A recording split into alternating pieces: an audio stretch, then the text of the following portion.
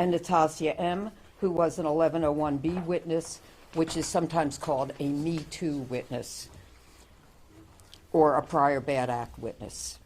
Lauren was also a witness in the New York criminal case against Harvey Weinstein. In that case, however, she is what is known in New York as a Molyneux witness, which is also called a Me Too witness colloquially. Here in the Los Angeles County criminal case, however, she was a victim for whom charges were filed because what happened to her took place in Beverly Hills. Lauren is the only witness to have testified in both prosecutions. She was very brave to have undergone an extensive cross-examination in both criminal cases. I'm very honored to have represented her both in New York and in Los Angeles, and I am glad that even though there was a mistrial today in reference to her, that she was very brave and testified against him. I just spoke to her, and she's very happy that there were convictions in this case. And she also indicates that if, as, and when the prosecution decides to prosecute Mr. Weinstein again, she is willing to testify again in a third criminal trial against Mr. Weinstein. Natasha M. traveled from another country to Los Angeles to testify in this criminal case. That demonstrated her commitment to winning justice. She participated in a press conference with me in October 2017, where she made allegations against Mr. Weinstein. I'm very proud of her as well, and her decision not only to speak out in court, but also to speak out in the court of public opinion in 2017. In the New York criminal case, Mr. Weinstein was convicted of criminal sexual assault of my client, Mimi Haley. And based on that conviction, he was sentenced to 20 years in New York State Prison. He was also sentenced to 3 years after he was convicted of third-degree rape against another victim whom I did not represent in that case. The New York Court of Appeals, which is New York's highest court, has agreed to hear Mr. Weinstein's appeal in 2023, in July.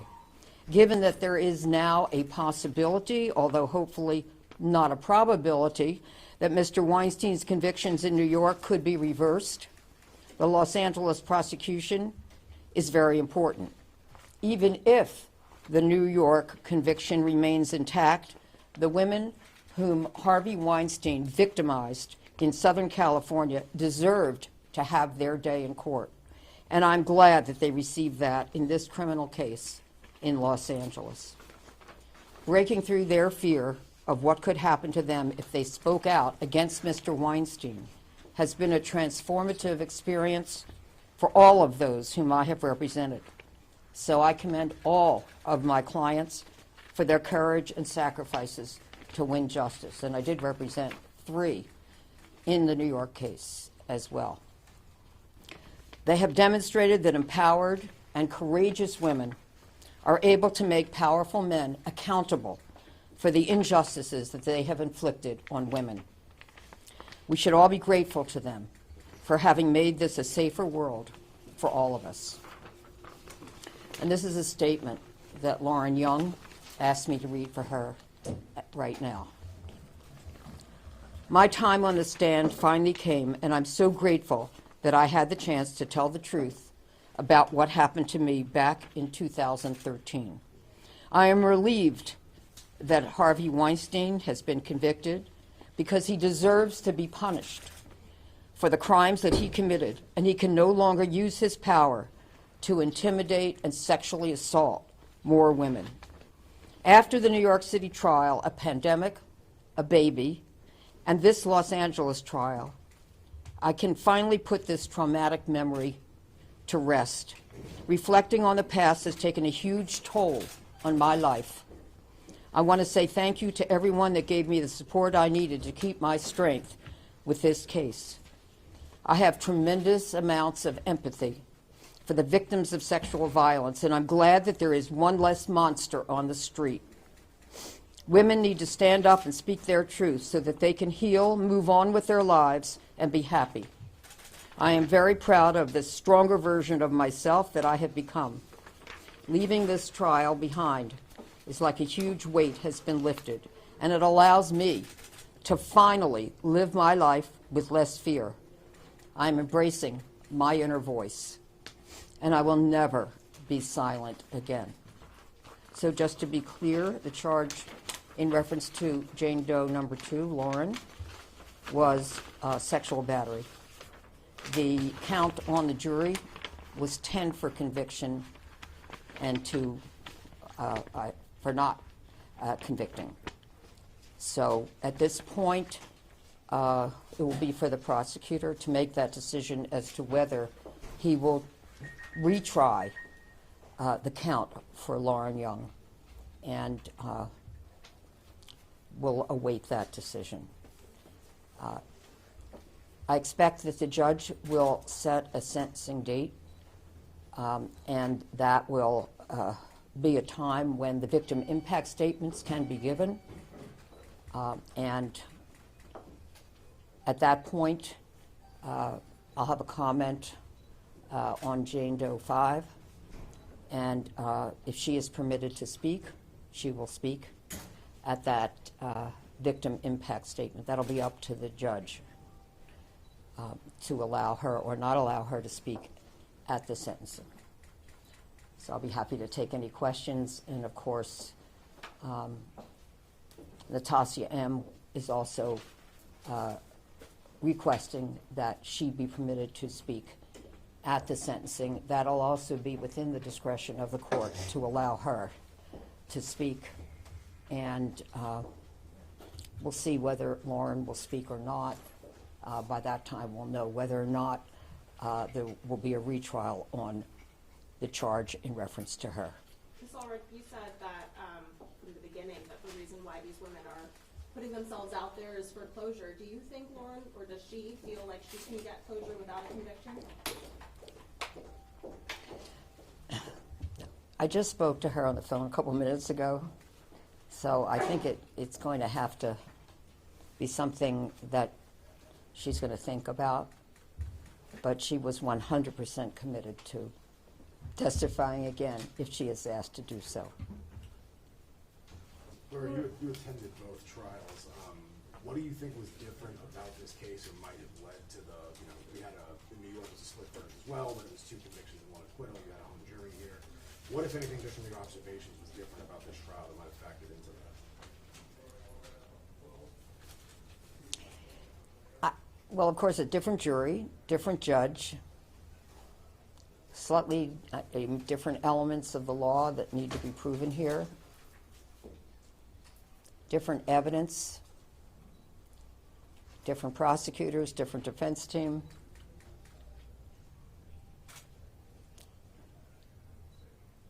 I don't know what was in the jury's mind, which would be helpful once they are excused. They're not excused yet.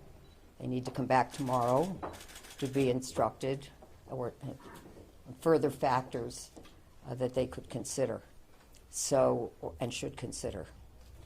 So we'll have to wait and see. I can't really give a definitive answer to your question except for what I just said, because I don't know what the jury was considering or not considering in this case. Gloria, put yourself in the prosecutor's shoes for a minute. You've got 4 hung jury counts there, and the count at least was 10-2 on 2 of them, 8-4 on the others. If you were in charge of doing the prosecution, would you say, is it worthwhile giving those odds to retry these cases?